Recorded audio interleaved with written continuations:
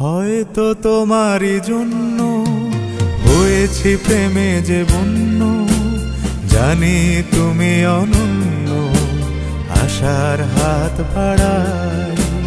যদি কখনো একান্তে চেয়েছি তোমায় জানতে, শুরু থেকে শেষ প্রান্তে ছুটে ছুটে গেছি তাই।